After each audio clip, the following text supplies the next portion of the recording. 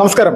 രാജ്യത്ത് പാർലമെന്റ് ഇലക്ഷന്റെ മൂന്നാം ഘട്ടം ഇപ്പോൾ കഴിഞ്ഞിരിക്കുകയാണ്. ദേശീയ തലത്തിൽ BJP വലിയ രീതിയിലുള്ള പ്രതീക്ഷ വെച്ചുകൊണ്ടിരിക്കുന്ന ഒരു തിരഞ്ഞെടുപ്പ് കൂടിയാണ്. മൂന്നാം ഘട്ടവും ചരിത്രം സൃഷ്ടിച്ചുകൊണ്ട് നരേന്ദ്രമോദി പ്രധാനമന്ത്രിയാകുമെന്നുള്ള ഒരു പ്രഖ്യാപനമെല്ലാം BJPയുടെ എല്ലാ കാര്യകർത്താക്കളും ഇപ്പോൾ നടത്തിയിരിക്കുകയാണ്. ഈ സമയത്ത് ഇതിനോടൊപ്പം തന്നെ കോൺഗ്രസിന്റെ ഒരു തിരിച്ചുവരവും അതോടൊപ്പം തന്നെ ഇന്ത്യ സഖ്യത്തിന്റെ ഒരു വലിയ മുന്നേറ്റവും പ്രതീക്ഷിക്കുകയാണ് BJP വിരുദ്ധരായിട്ടുള്ള മറ്റ് അനേകം ആളുകൾ. 93 പാർലമെന്റ് മണ്ഡലങ്ങളിലേക്കാണ് മൂന്നാം ഘട്ടത്തിൽ തിരഞ്ഞെടുപ്പ് നടന്നിരിക്കുന്നത്. ഇതിൽ 72 സീറ്റുകളും BJPയുടെ സിറ്റിംഗ് സീറ്റാണ്. 4 സീറ്റുകൾ മാത്രമാണ് നിലവിൽ കോൺഗ്രസിനുള്ളത്. മറ്റുള്ള ആളുകളുടെ സീറ്റുകളാണ് ബാക്കിയുള്ളത്. ഈ സമയത്ത് എന്താണ് BJPയുടെയും അതോടൊപ്പം തന്നെ കോൺഗ്രസിന്റെയും മൂന്നാം ഘട്ട തിരഞ്ഞെടുപ്പ് കഴിഞ്ഞതിന് ശേഷം രാജ്യത്ത് ഈ രണ്ട് പ്രധാനപ്പെട്ട രാഷ്ട്രീയ പാർട്ടികളുടെയും അവസ്ഥ എന്താണെന്നുള്ളതിനെ സംബന്ധിച്ചുള്ള ഒരു ചെറിയൊരു ചർച്ചയാണ് ഇന്ന് നമ്മൾ നടത്തുന്നത്. നമ്മോടൊപ്പം എത്തിയിരിക്കുന്നത് BJPയുടെ സംസ്ഥാന സമിതി അംഗമായിട്ടുള്ള പ്രിന്റു മഹാദേവാണ്. മാഷ നമസ്കാരം. നമസ്കാരം. മൂന്നാം ഘട്ട തിരഞ്ഞെടുപ്പിന് ശേഷം എന്താണ് രാജ്യത്ത് BJP എന്ന് പറയുന്ന രാഷ്ട്രീയ പ്രസ്ഥാനത്തിന്റെ ഒരു അവസ്ഥ എന്താണ്? സേഫ് ആണോ?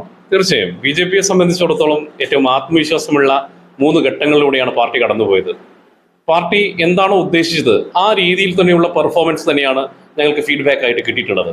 ഒന്നാം ഘട്ടമായിക്കോട്ടെ, രണ്ടാം ഘട്ടമായിക്കോട്ടെ, ഇപ്പൊ മൂന്നാം ഘട്ടത്തിൽ അങ്ങ് പറഞ്ഞതുപോലെ തന്നെ 72 സീറ്റിനകത്ത് BJP ഈ 94-നകത്ത് ഇപ്പൊ സൂറത്ത് നമ്മൾ വിൻ ചെയ്തു. നമുക്കറിയാം എതിരാളികളില്ലാതെ തന്നെ വിൻ ചെയ്യുന്ന ഒരു സാഹചര്യം ഉണ്ടായി.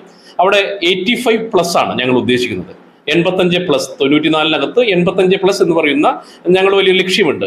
അപ്പൊ സ്വാഭാവികമായിട്ട് ഒന്നാം ഘട്ടത്തിലും രണ്ടാം ഘട്ടത്തിലും കഴിഞ്ഞുടനെ തന്നെ അമിത്ഷാജി പറഞ്ഞ വളരെ പ്രധാനപ്പെട്ട ഒരു കാര്യമുണ്ട്. 115 സീറ്റ് BJP നേടുമെന്നാണ് അദ്ദേഹം പറഞ്ഞത്.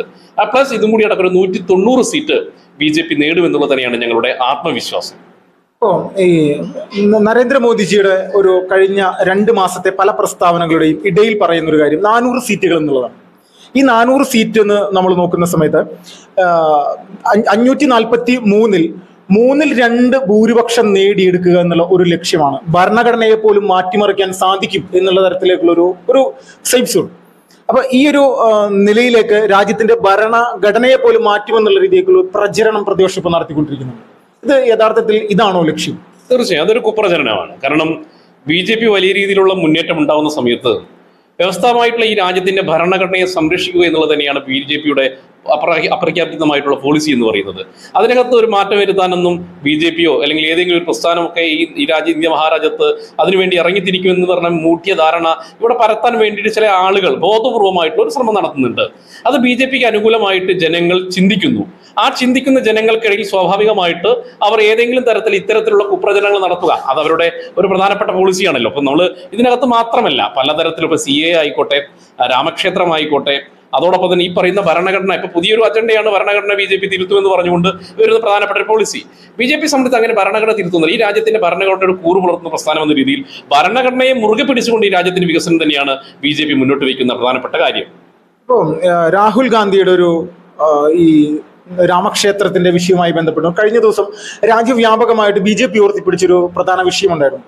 ഒരു ആചാര്യൻ വന്നുകൊണ്ട് രാഹുൽ ഗാന്ധി അയോധ്യ രാമക്ഷേത്രത്തിന്റെ വിധി സുപ്രീം കോടതിയുടെ വന്നതിന് ശേഷം നടത്തിയ ഒരു പെട്ടെന്നൊരു മീറ്റിംഗ് വിളിച്ചിട്ട് അധികാരത്തിൽ എത്തിക്കഴിഞ്ഞാൽ ഈ വിധിയെ മറികടന്നുകൊണ്ടുള്ള ഒരു പ്രമേയമടക്കം പാസ്സാക്കാൻ വേണ്ടിയിട്ടുള്ള കാര്യങ്ങൾ ചെയ്യണമെന്നുള്ളൊരു തീരുമാനത്തിൽ അങ്ങനെ ഒരു പ്രസ്താവന രാഹുൽ ഗാന്ധി നടത്തിയെന്ന് പറയും. ഭാരതത്തിലെ ഹിന്ദു സമൂഹം രാഹുൽ ഗാന്ധിയെ ഈ തെരഞ്ഞെടുപ്പിൽ റായ്ബറേലിയിൽ എങ്ങനെയായിരിക്കും കാണുന്നത്? തീർച്ചയായും റായ്ബറേലി സത്യത്തിൽ രാഹുൽ ഗാന്ധിയുടെ വാട്ടർലൂ ആകാൻ പോകുന്ന തെരഞ്ഞെടുപ്പാണ്.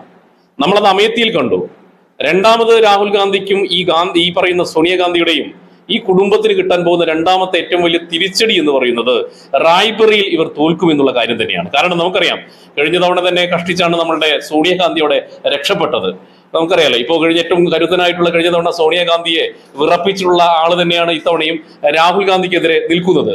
നമ്മൾ ഈ സത്യത്തിൽ റായ്ബറേലിയുടെ ഒരു പശ്ചാത്തലം നിങ്ങളൊന്ന് ഒരു 20 വർഷത്തെ ഒരു ഇലക്ഷന്റെ സോണിയാഗാന്ധി മത്സരിക്കുന്നത് മുതൽ ഇങ്ങോട്ടുള്ള കാര്യങ്ങൾ കൃത്യമായിട്ട് പരിശോധിച്ചാൽ ആദ്യഘട്ടത്തിൽ സോണിയാഗാന്ധി ആദ്യമായി റായ്ബറേലിയിൽ വന്ന് മത്സരിക്കുന്ന സമയത്ത് 83% വോട്ടോട് കൂടിയിട്ടാണ് അവർ ജയിക്കുന്നത്. എന്നാൽ പിന്നീട് കഴിഞ്ഞ തവണ അദ്ദേഹം ദിനേശ് പ്രസാദ് എന്നാൽ അദ്ദേഹത്തിന്റെ പേരൊന്നും തോന്നുന്നു, ദിനേശ് പ്രസാദ് അദ്ദേഹത്തിന്റെ പേര് ദിനേശ് പ്രതാപ് സിംഗ് അല്ലെ, ദിനേശ് പ്രതാപ് സിംഗ്. അദ്ദേഹവുമായി വളരെ കരുത്തുറ്റ പോരാട്ടമാണ് നടത്തിയത്. ദിനേശ് പ്രസാദ് സിംഗുമായിട്ട് കഷ്ടിച്ചാണ് സോണിയാഗാന്ധി ജയിക്കുന്ന ഒരു സാധ്യത ഉണ്ടാകുന്നത്. ആ ഒരു വൈകാരികത അല്ലെങ്കിൽ നമ്മുടെ ഈ സോണിയാഗാന്ധിയുടെയും നമ്മുടെ നെഹ്റുവിന്റെയും കുടുംബത്തിനുള്ള വൈകാരികമായിട്ടുള്ള ഒരടുപ്പം, ആ അടുപ്പം റായ്ബറിലെ ജനങ്ങൾ ഇല്ലാതായി എന്നുള്ളതാണ് നമ്മൾ മനസ്സിലാക്കേണ്ടത്. കാരണം വികസന മുരടിപ്പ് തന്നെയാണ്. ഇപ്പൊ അമേത്തി ആയിക്കോട്ടെ, റൈബറി ആയിക്കോട്ടെ, ഇതൊരു രാജ്യത്തിലെ ഒരു പ്രധാനപ്പെട്ട ഒരു പ്രധാനമന്ത്രി അടക്കമുള്ള ആളുകളുടെ പിന്മുറക്കാരുടെ കുടുംബ സ്വത്തായ സീറ്റായിരുന്നു. പക്ഷെ നമുക്ക് പിന്നീട് കാണാൻ സാധിക്കുന്നത് വികസനം എന്താണെന്ന് എത്താൻ പറ്റാത്ത രീതിയിലേക്ക് റായ്ബറിയിലെയും ഇവർ ജയിക്കാനും വരും. അത് കഴിഞ്ഞാൽ പിന്നീട് അടുത്ത ഇലക്ഷൻ വരുന്ന സമയത്താണ്. കാരണം നമുക്കൊരു MP എന്ന രീതിയിൽ അവിടെ ഒരുപാട് കാര്യങ്ങൾ ചെയ്യേണ്ടത്. ഇപ്പൊ രാഹുൽ ഗാന്ധി ഇപ്പോൾ വയനാട്ടിലും ചെയ്യുന്ന കാര്യമാണല്ലോ. നമ്മൾ കഴിഞ്ഞ 5 വർഷം കൊണ്ട് രാഹുൽ ഗാന്ധി ആകെ വയനാട്ടിൽ മണ്ഡലത്തിൽ സന്ദർശിച്ച് 32 ദിവസമാണ്. നമ്മൾ മനസ്സിലാക്കണം. 5 വർഷത്തിനുള്ളിൽ കേവലം 32 ദിവസം മാത്രമാണ് വയനാട്ടിൽ സന്ദർശിച്ചത്. ഇത് തന്നെയാണ് റായ്ബറയിലും ചെയ്തിരുന്നത്, അമേത്തിയിലും ചെയ്തിരുന്നത് ഈ പറയുന്ന സോണിയാഗാന്ധിയുടെയും നെഹ്റുവിന്റെയും ഗണ്ഡി കുടുംബം. അപ്പൊ സ്വാഭാവികമായിട്ട് ജനങ്ങൾ പഴയതുപോലെയൊന്നുമല്ല. ജനങ്ങൾക്ക് അങ്ങനെ ഏതെങ്കിലും ഒരു കുടുംബത്തിനോട് മാത്രം കമ്മിറ്റ്മെന്റോട് കൂടി നിൽക്കുന്ന സാഹചര്യമൊന്നും ഇന്ത്യ മഹാരാജ്യത്തില്ല. വികസനത്തിന് അനുകൂലമായി ചിന്തിക്കുന്ന ഒരു ജനത ഈ രാജ്യത്ത് ഉണ്ടായിട്ടുണ്ട്. അതുകൊണ്ട് സ്വാഭാവികമായിട്ട് ഇത്രയും കാലം റൈബറി എന്ന് പറയുന്ന പ്രദേശത്തെ വികസന മുരടിപ്പിലേക്ക് നയിച്ച ഈ ഗണ്ഡി കുടുംബത്തിന് കൊടുക്കുന്ന ഏറ്റവും വലിയ തിരിച്ചടിയായിരിക്കും രാഹുൽ ഗാന്ധിയുടെ പരാജയം എന്നുള്ളത് തന്നെയാണ് ഞങ്ങൾ മനസ്സിലാക്കുന്നത്. റായ്ബറേലി അമേഠിക്ക് സമാനമാകുമെന്നുള്ളൊരു ലക്ഷ്യത്തോട് കൂടിയിട്ടാണോ നിലവിൽ BJP ഇപ്പോൾ മുന്നോട്ട് പോകുന്നത്? അല്ല, ഇതിനകത്ത് പല കാരണങ്ങളുണ്ട്. ഒന്ന്, ഈ രാഹുൽ ഗാന്ധി എന്ന് പറയുന്ന നേതാവിന് ഇപ്പോഴും ഒരു രാഷ്ട്രീയ പക്വത വന്നിട്ടില്ല. അപ്പൊ നിങ്ങൾ അദ്ദേഹത്തിന്റെ ഓരോ രീതികൾ കൃത്യമായിട്ട് നോക്കുക. അദ്ദേഹത്തിന് പറയുമ്പോൾ 55 വയസ്സായി. അദ്ദേഹം 55 വയസ്സായിട്ടും അതിന്റെ യാതൊരു രാഷ്ട്രീയ പക്വത, ഒരു രാഷ്ട്രീയമാവുന്ന സമയത്ത് ഇന്ത്യ മഹാരാജ്യത്തെ ഒരു പ്രസ്ഥാനത്തിന്റെ ഒക്കെ തലപ്പത്തിരിക്കുന്ന ആളുകളും അതിനെ നിയന്ത്രിക്കുന്ന ആളുകളും ഒരു രാഷ്ട്രീയ പക്വത കാണിക്കാറുണ്ട്.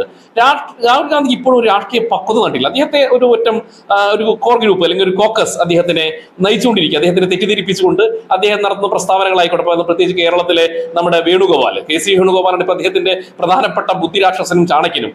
അതുകൊണ്ട് KC വേണുഗോപാൽ പറയുന്ന മണ്ടത്തരങ്ങൾ കേട്ടുകൊണ്ട് അദ്ദേഹം പ്രവർത്തിക്കുന്നു. ആ പ്രവർത്തിക്കുന്ന സമയത്ത് അപക്വമായിട്ടുള്ള പ്രസ്താവനകൾ നടത്തുന്നു.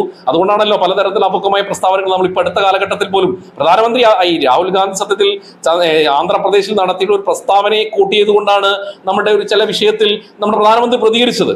ആ പ്രതികരിച്ചതെയാണ് ഇവർ വലിയ രീതിയിലുള്ള വിവാദങ്ങളാക്കി മാറ്റിയത്. അപ്പൊ അതുകൊണ്ട് രാഷ്ട്രീയ പക്വതയില്ലാത്ത ഒരാളായിട്ടാണ് രാഹുൽ ഗാന്ധിയെ പൊതുസമൂഹം ഇപ്പോഴും കാണുന്നത്. അദ്ദേഹത്തിനെ സംബന്ധിച്ചിടത്തോളം കാശ്മീർ മുതൽ കന്യാകുമാരിയിലേക്ക് നമ്മൾ പറയാറുണ്ടല്ലോ, തെക്ക് വടക്ക് നടന്നതുകൊണ്ടൊന്നും ഇന്ത്യ മഹാരാജ്യത്തെയും ഇന്ത്യൻ രാഷ്ട്രീയത്തെയും മനസ്സിലാക്കാൻ സാധിക്കില്ല. ഒരുപക്ഷെ അദ്ദേഹം നല്ലൊരു ടൂറിസ്റ്റാണ്, അത് ഞങ്ങൾ അംഗീകരിക്കുന്നത്. രാഹുൽ ഗാന്ധി ഒരു നല്ല ടൂറിസ്റ്റാണ്, അദ്ദേഹം നല്ല ഫുഡുകൾ ആസ്വദിക്കാനുള്ള ശേഷിയുണ്ട്. പക്ഷേ ഈ രാജ്യത്തിന്റെ ഭരണചക്രത്തെ തിരിക്കാനുള്ള ഒരു ശേഷിയോ കഴിവോ അദ്ദേഹത്തിന് വന്നിട്ടില്ല. അതുകൊണ്ട് സ്വാഭാവികമായിട്ട് റായ്ബറിലെ ജനങ്ങൾ അത് തിരിച്ചറിയും. അതുകൊണ്ട് രാഹുൽ ഗാന്ധി കിട്ടാൻ പോകുന്ന വലിയൊരു തിരിച്ചടി തന്നെയായിരിക്കും ഈ പറയുന്ന റായ്ബറിലെ തെരഞ്ഞെടുപ്പ് എന്ന് തന്നെയാണ് ഞങ്ങൾക്ക് പറയാനുള്ളത്. ഇപ്പം രാഹുൽ ഗാന്ധിയെ സംബന്ധിച്ചുള്ള ഏറ്റവും നിർണായകമായിട്ടുള്ള ഒരു തെരഞ്ഞെടുപ്പാണ്. ഒരു സമയത്ത് കോൺഗ്രസിന്റെ ദേശീയ ജനറൽ സെക്രട്ടറി ആയിരുന്നു. അതോടൊപ്പം സമാനമായിട്ട് ഉത്തർപ്രദേശിന്റെ സംഘടനാ ചുമതല കൂടി അദ്ദേഹത്തിനായിരുന്നു. ആ സമയത്ത് പോലും UP ഇത്രയും നാളത്തെ ഒരു ചരിത്രം എടുത്ത് നോക്കിക്കഴിഞ്ഞാൽ കോൺഗ്രസ് നാമാവിശേഷമായിരിക്കാം, ഒരു തർക്കമില്ല. 2024 കോൺഗ്രസിന് ഒരു 60 സീറ്റുകൾ എത്താൻ അല്ലെങ്കിൽ എത്തിപ്പിടിക്കാൻ സാധിച്ചില്ലെങ്കിൽ എന്തായിരിക്കും രാഹുൽ ഗാന്ധിയുടെ ഒരു അടുത്തൊരു സ്റ്റെപ്പ്? രാജ്യം വിടുമോ, രാഷ്ട്രീയം വിടുമോ? തീർച്ചയായും അദ്ദേഹം, ഞാൻ പറഞ്ഞില്ല, സത്യത്തിൽ അദ്ദേഹം രാഹുൽ ഗാന്ധിയുടെ ഞാൻ പറഞ്ഞ വാട്ടർലൂ ആണ് ഈ തെരഞ്ഞെടുപ്പ്. റായ്ബറിൽ മാത്രമല്ല, വാട്ടർലൂ ആണ്. കാരണം അദ്ദേഹം ഇത്രയും കാലമായിട്ട് അദ്ദേഹം ഒരു രാഷ്ട്രീയ പക്വത നേടിയിട്ടില്ല. പ്രത്യക്ഷമായിട്ട് ഇന്ത്യൻ രാഷ്ട്രീയത്തിൽ 20 വർഷമായി രാഹുൽ ഗാന്ധി വന്നിട്ടുണ്ട്. 20 വർഷമായി വന്നെങ്കിലും അദ്ദേഹം ഈ മാധ്യമങ്ങൾ നൽകുന്ന അദ്ദേഹത്തിന് നൽകുന്ന ഒരു വലിയ ഹൈപ്പ്, അല്ലെങ്കിൽ ഒരു പ്രസ്ഥാനത്തിൽ ഒരുപെട്ട ആളുകൾ നൽകുന്ന ഹൈപ്പിന് അപ്പുറത്തേക്ക് നമ്മൾ ഓരോരുത്തരും വ്യക്തിപരമായി ചിന്തിച്ചാൽ തന്നെ മനസ്സിലാക്കാൻ സാധിക്കും. ഒരു രാഷ്ട്രീയ നേതാവിന് നേരിടേണ്ട കേരളത്തിലെ യുവജന നേതാക്കൾക്ക് പോലും കിട്ടേണ്ട ഒരു രാഷ്ട്രീയ പക്വത അദ്ദേഹത്തിന് ഉണ്ടായിട്ടില്ല. കാരണം ഇന്ത്യ പോലെയുള്ള രാജ്യത്ത് നമുക്കറിയാം, കോൺഗ്രസ് സത്യത്തിൽ ഇന്റർനാഷണൽ കോൺഗ്രസ് എത്തി നിൽക്കുന്ന വലിയൊരു പ്രതിസന്ധി ഉണ്ട്. ആ പ്രതിസന്ധിക്ക് പ്രധാനപ്പെട്ട കാരണം എന്നുള്ള ആദർശപരമായിട്ടുള്ള ചില വ്യതിചലനങ്ങളാണ്. കാരണം ഇന്ത്യൻ നാഷണൽ കോൺഗ്രസ് എന്ന് പറയുന്ന സത്യത്തിൽ നമുക്കറിയാം ഒരു സനാതന രാഷ്ട്രീയത്തിന്റെ പ്രസ്ഥാനങ്ങൾ എന്ന നിലയിൽ ഒരു മൃദു രാജ്യത്തിന്റെ ഒരു ഹിന്ദുത്വ പാരമ്പര്യവും സംസ്കാരത്തെയും ഒക്കെ ഉയർത്തിപ്പിടിച്ചിരുന്ന ഒരു പ്രസ്ഥാനമായിരുന്നു. അതിനൊരു പാരമ്പര്യം അങ്ങനെ. അപ്പൊ മഹാത്മാഗാന്ധി ആയിക്കോട്ടെ, ബാലഗംഗാധര തിലകൻ ആയിക്കോട്ടെ, ഗോപാലകൃഷ്ണ ഗോഖലെ ആയിക്കോട്ടെ, നെഹ്റു എത്തുന്നത് വരെയുള്ള സമയത്ത് ഈ രാജ്യത്തിന്റെ സംസ്കാരത്തോടും ഈ രാജ്യത്തിന്റെ മാനവികതയോടും ഒക്കെ പ്രതിബദ്ധത പുലർത്തുന്ന ഒരു പ്രസ്ഥാനമായിരുന്നു കോൺഗ്രസ്. എന്നാൽ പിന്നീട് അതിൽ ചില വ്യതിയാനങ്ങൾ സംഭവിക്കുന്നു. നെഹ്റുവിയൻ കാഴ്ചപ്പാട് മുതൽ അതിനൊരു വ്യതിയാനം സംഭവിക്കുന്നു. അത് സോണിയാഗാന്ധിയിലും രാഹുൽ ഗാന്ധിയിലും എത്തി നിൽക്കുന്ന സമയത്ത് ഈ രാജ്യത്തിന്റെ ആത്മാവുമായി യാതൊരു ബന്ധവുമില്ലാത്ത ഒരു പൊളിറ്റിക്കൽ ഓർഗനൈസേഷനായി കോൺഗ്രസ് മാറുന്നു. അതുകൊണ്ട് തന്നെ ഇപ്പൊ നിങ്ങൾ നോക്കൂ, സത്യത്തിൽ ഇടതുപക്ഷം ഏറ്റെടുക്കേണ്ട അവരുടെ നയങ്ങളും പോളിസികളുമാണ് സത്യത്തിൽ ഇന്ത്യൻ നാഷണൽ കോൺഗ്രസ് എന്ന് പറയുന്ന പ്രസ്ഥാനം ഏറ്റെടുക്കുന്നത്.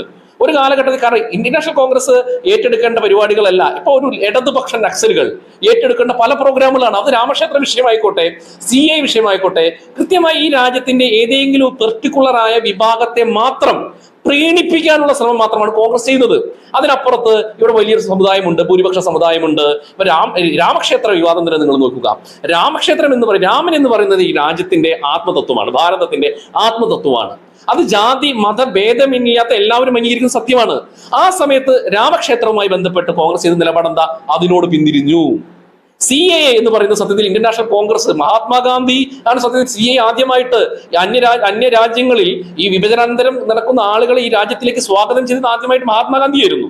ആ മഹാത്മാഗാന്ധിയുടെ പോളിസിക്കെതിരെ പ്രവർത്തിക്കുകയാണ് സത്യത്തിൽ ഇന്ന് CAA വിഷയത്തിൽ മൗനം പാലിച്ചുകൊണ്ട് ഇന്ത്യൻ നാഷണൽ കോൺഗ്രസ് ചെയ്യുന്നത്. അപ്പൊ അവർ ഏതെങ്കിലും ഒരു വിഭാഗത്തെ മാത്രം പ്രീണിപ്പിക്കുന്ന ഒരു ഇടതുപക്ഷ നക്സൽ പ്രസ്ഥാനമായിട്ട് അത് മാറിയിട്ടുണ്ട്. കാരണം ഇടതുപക്ഷത്തിന്റെ സംഘടനാ സംവിധാനമൊക്കെ തകർന്നപ്പോൾ പണ്ട് എങ്ങനെയായിരുന്നു ഇടതുപക്ഷം ഒരു 50 സീറ്റും 40 സീറ്റൊക്കെ നേടിക്കൊണ്ട് ഈ രാജ്യത്ത് അറിയാലോ ചില കുത്തിത്തിരിപ്പൊക്കെ നടത്തുന്ന ഒരു പ്രസ്ഥാനമായിട്ടാണ് ഇടതുപക്ഷം ഉണ്ടാവാറ്. അതേ രീതിയിലേക്ക് ഇന്ത്യൻ നാഷണൽ കോൺഗ്രസ് മാറിയിട്ടുണ്ട്. അപ്പൊ സ്വാഭാവികമായിട്ട് ഈ വരാൻ പോകുന്ന ഇലക്ഷന് ഞങ്ങളെ സംബന്ധിച്ചിടത്തോളം കേവലം ഒരു ഭൂരിപക്ഷത്തിന്റെ തെരഞ്ഞെടുപ്പായിട്ടല്ല കാണുന്നത്. കേവലം BJP ഭരിക്കാനുള്ള കേവല ഭൂരിപക്ഷമല്ല. അത് നമ്മൾ 282 2014 നേടി. ഇത് BJP കൃത്യമായിട്ട് അതീശത്വം ഉണ്ടാകുന്ന അല്ലെങ്കിൽ ഒരു അപ്രമാദിത്വം ഉണ്ടാകുന്ന രീതിയിൽ ജനങ്ങൾ BJPയെ സ്വീകരിക്കുന്ന തെരഞ്ഞെടുപ്പ് റിസൾട്ടാണ് വരാൻ പോകുന്നത്.